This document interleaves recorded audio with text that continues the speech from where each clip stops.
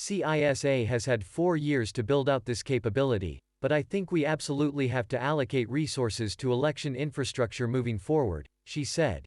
Washington, earlier this month, President Donald Trump was predicting on Twitter that this election would be the most corrupt in American history. A day later, the head of an obscure government agency he created offered a much different message. Christopher Krebs, the director of the Cybersecurity and Infrastructure Security Agency, closed an online conference with a warning about bad guys, whoever they are, trying to sow chaos, sow doubt about the integrity of the U.S. election.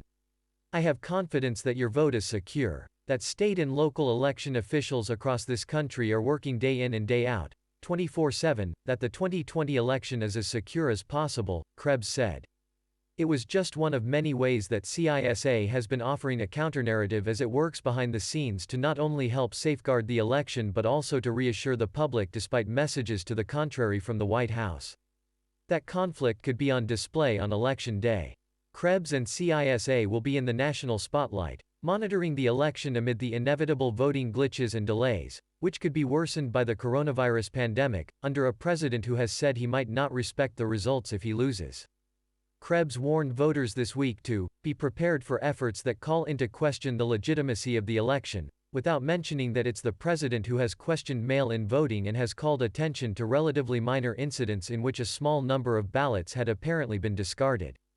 That conflict is all the more notable since CISA was signed into existence by Trump in November 2018 as part of the Department of Homeland Security, which itself has been accused of politicizing its missions under this administration.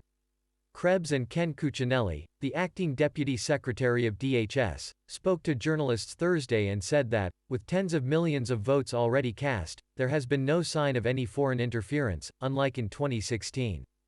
Still, there have been attempts to disrupt the election, including a campaign to send threatening emails to voters in several states that CISA and other federal agencies attributed to Iran, and election security is a widespread concern. It is true that the defense has gotten better since 2016, but it's also true that the offense has gotten better still, said Tom Warwick, a former Deputy Assistant Secretary for Counterterrorism Policy at DHS who is now with the Atlantic Council. I don't know of anyone who has absolute confidence that this is all going to go well from an election process standpoint.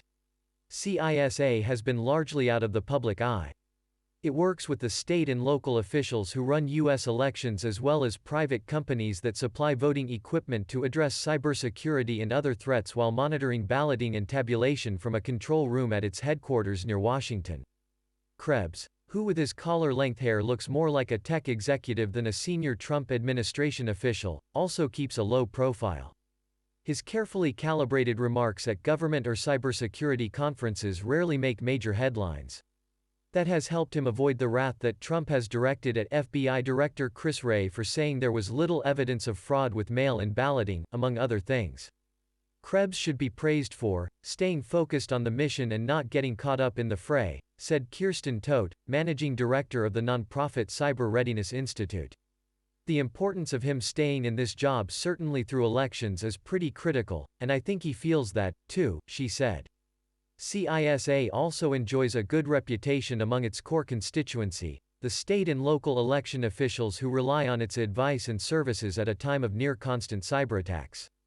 They have really established themselves as kind of partners and facilitators, said Trevor Timmons, Chief Information Officer for Colorado's Secretary of State.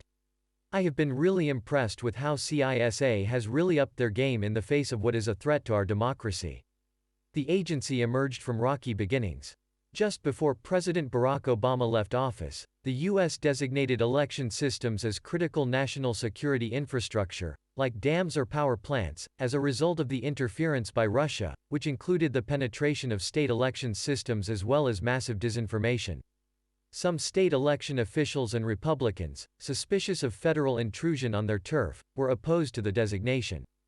The National Association of Secretaries of State adopted a resolution in opposition to the move in February 2017. But the Trump administration supported the designation, and, eventually, skeptical state officials welcomed the assistance. West Virginia Secretary of State Mac Warner said a turning point was when CISA and DHS began providing election officials with previously tightly held information on foreign threats. We started seeing DHS more as an ally or a friend than another. One of the frustrations we had to deal with, Warner said. CISA, which has about 2,000 employees and a budget of around $2 billion, deploys advisors throughout the country. It hasn't received anywhere near the criticism directed at DHS, which has been blasted by former senior officials and members of Congress for seeming to push the administration's political agenda on immigration and civil unrest. But there are still concerns. We have seen DHS involved with activities outside of CISA that I found, and most people in the country found, extremely troubling and inappropriate, and I think that does pose a challenge for CISA, said Phil Reitinger, the president of the Global Cyber Alliance and a former federal official and prosecutor.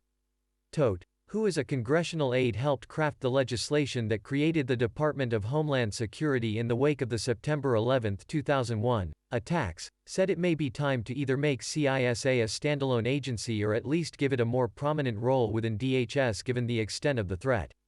CISA has had 4 years to build out this capability, but I think we absolutely have to allocate resources to election infrastructure moving forward, she said.